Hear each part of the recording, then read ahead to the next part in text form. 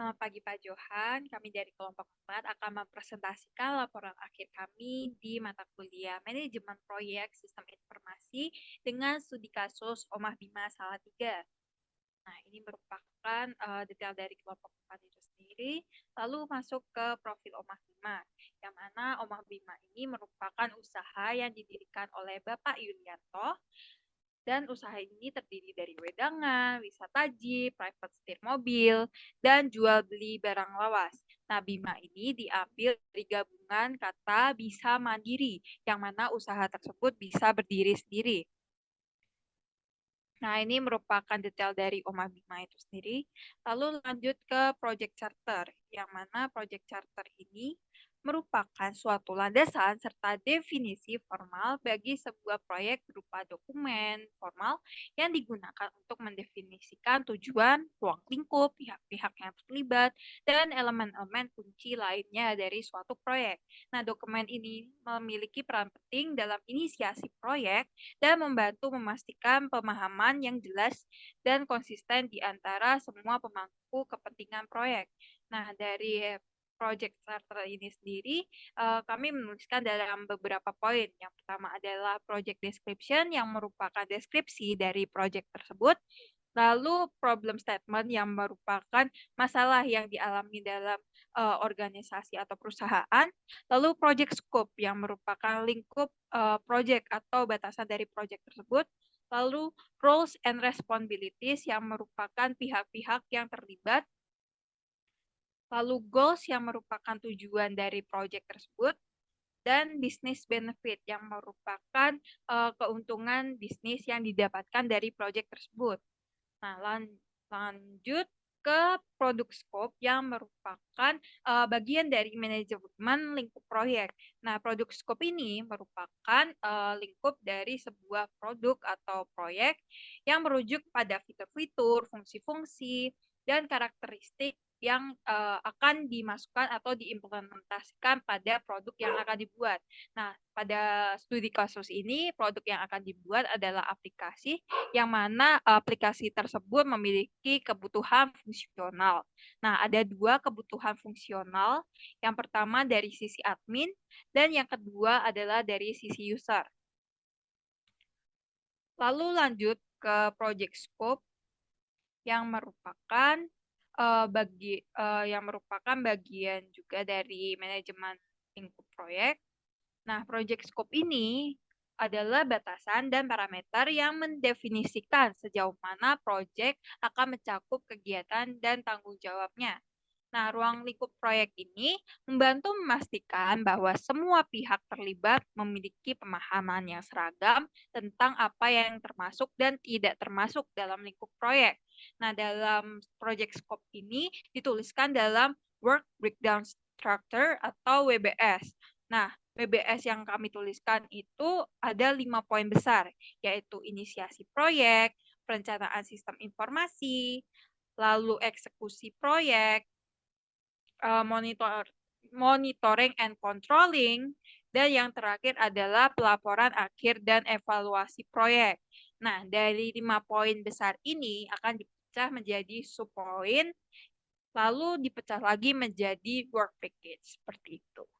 Yang pertama ini ada Gantt chart. Jadi Gantt chart itu memberikan representasi grafis dari tugas-tugas proyek durasi, batas waktu, dan ketergantungan antar tugas. Nah, ini Gantt chart yang telah kita buat. Jadi di dalamnya terdapat list aktivitas, kemudian ada durasi. Nah, yang pertama itu ada inisiasi proyek. Di dalam inisiasi proyek ini terdapat persiapan rencana proyek. Kemudian ada pendefinisian kebutuhan. Nah, yang kedua ada perencanaan sistem informasi yang di dalamnya terdapat identifikasi fitur dan fungsionalitas sistem kemudian yang kedua ada perencanaan arsitektur sistem, kemudian ada penentuan anggaran dan sumber daya, dan yang terakhir ada penjadwalan proyek. Nah, yang ketiga ini ada eksekusi proyek. Nah, di dalamnya itu terdapat analisis kebutuhan pengguna, lalu ada desain database, kemudian desain desain user interface, kemudian ada pengembangan aplikasi Omah Bima, lalu ada integrasi sistem dengan perangkat Omah Bima, lalu ada pengujian fungsionalitas sistem, kemudian ada pengujian integrasi sistem, lalu ada debugging dan pemecahan masalah, kemudian ada pelatihan pengguna, lalu ada konfigurasi sistem, lalu ada pemindahan data awal, yang terakhir ada uji coba implementasi.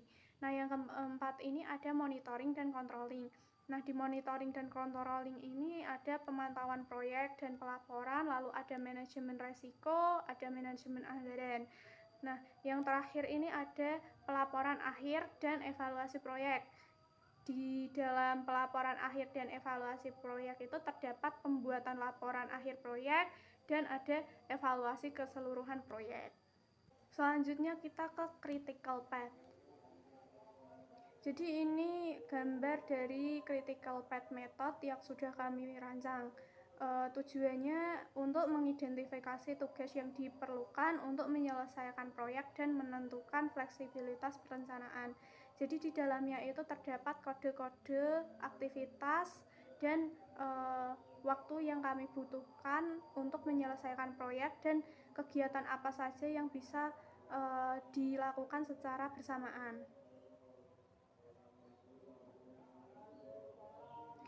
Jadi di critical method itu terdapat kode A sama dengan 3 atau B sama dengan 2. Nah, ini penjelasannya yaitu kode A itu persiapan rencana proyek, yaitu kami memerlukan waktu 3 hari. Kemudian ada pengidentifikasi kebutuhan yang kodenya adalah B, itu kami membutuhkan waktu 2 hari. Kemudian identifikasi fitur dan fungsionalitas sistem itu dengan kode C kami memerlukan waktu 3 hari dan seterusnya. Nah, di manajemen biaya proyek ini kami rancang tujuannya untuk memastikan bahwa proyek dapat diselesaikan sesuai dengan anggaran yang telah ditetapkan. Nah, manajemen proyek ini kami buat dalam beberapa poin sesuai dengan WBS item. Di dalamnya itu terdapat biaya personil, pelatihan sistem, kemudian ada pengembangan, lalu ada pengadaan hardware, kemudian ada pengujian dan kualitas, lalu ada akses internet, yang terakhir ada operasional sistem. Nah, di dalam manajemen biaya proyek ini sudah terdapat rincian biaya yang kami perlukan, yang kami butuhkan untuk membangun proyek ini. Nah, ini rincian biaya yang kami butuhkan. Kemudian terdapat functional testing. Dalam functional testing ini terdapat yang pertama unit testing. Unit testing itu merupakan pengujian untuk setiap modul atau fitur aplikasi untuk memeriksa apakah fungsi sesuai dengan keinginan. Kemudian ada integration testing. Integration testing ini tentunya dalam pembuatan aplikasinya memerlukan penggabungan modul atau fitur yang dibuat, dan hal ini penting untuk diperiksa apakah saat dijalankan modul-modul ini sudah sesuai atau belum. Kemudian terdapat sistem testing. Sistem testing ini merupakan pengujian pada sistem untuk memeriksa fungsionalitas sistem sesuai dengan persyaratan klien. Nah, ini tuh mencakup semua bagian sistem secara keseluruhan dengan tujuan menghasilkan aplikasi dengan spesifikasi yang diperlukan. Kemudian terdapat interface testing.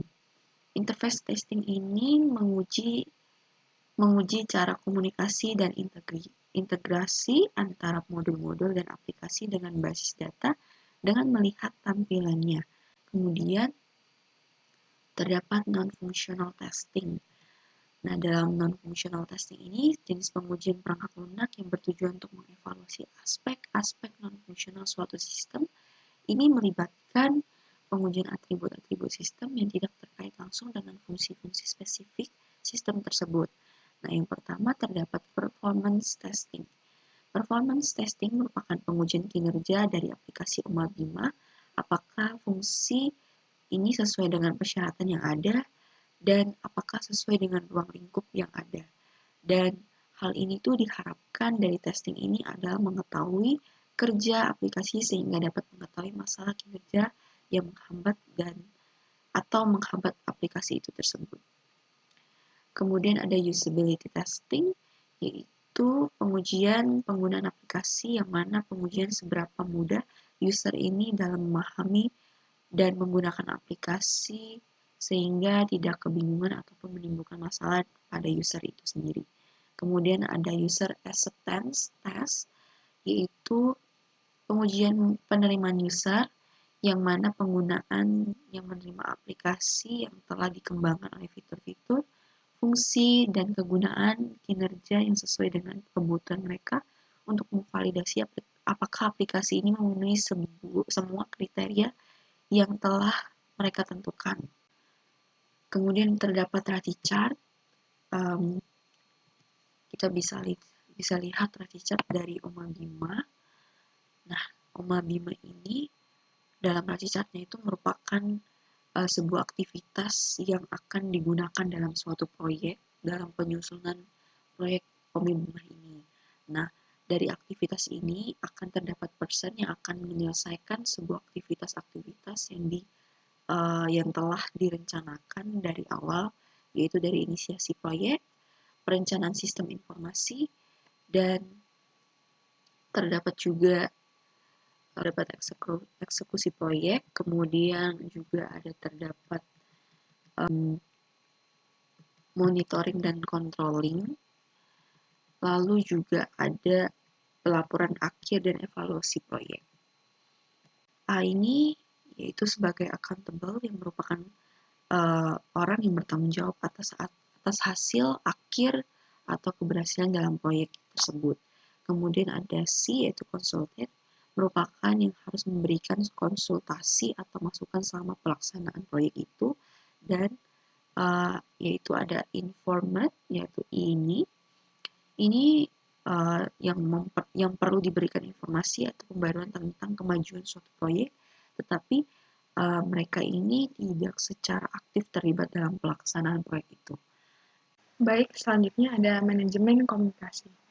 Manajemen komunikasi merupakan suatu proses pengelolaan dan pengaturan aliran informasi di dalam suatu organisasi atau proyek dengan tujuan mencapai pemahaman yang efektif antara berbagai pihak yang terlibat.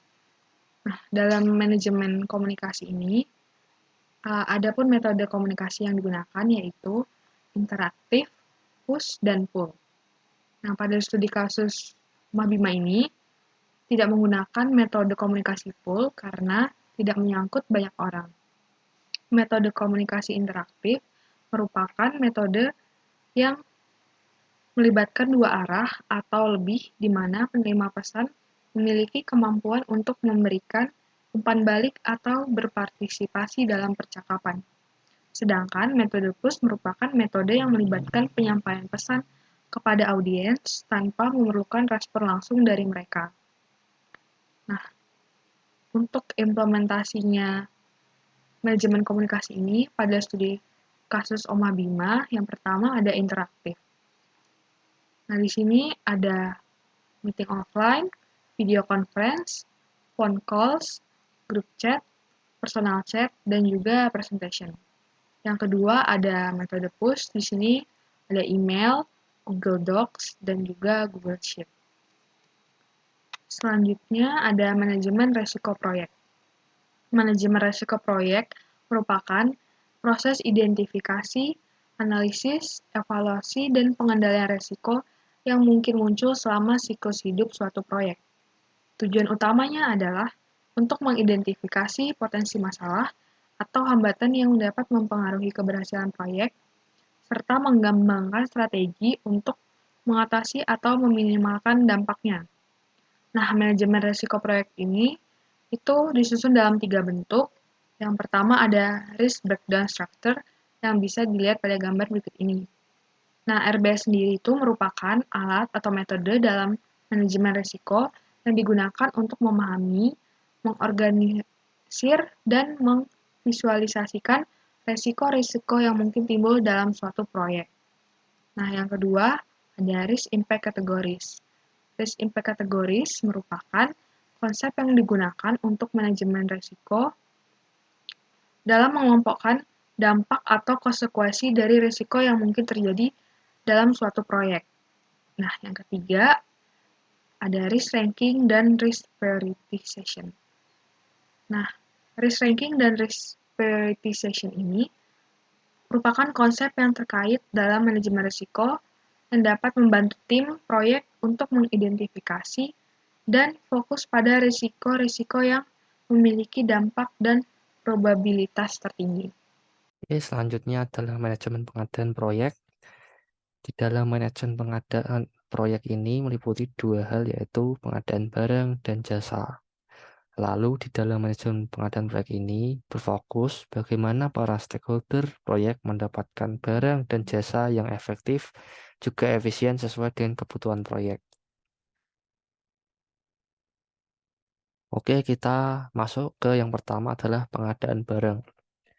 Di dalam pengadaan barang ini terdapat 5 barang, yaitu router, 2 kabel adaptor, ketiga kabel WiFi, keempat printer struk kasir, dan kelima webcam.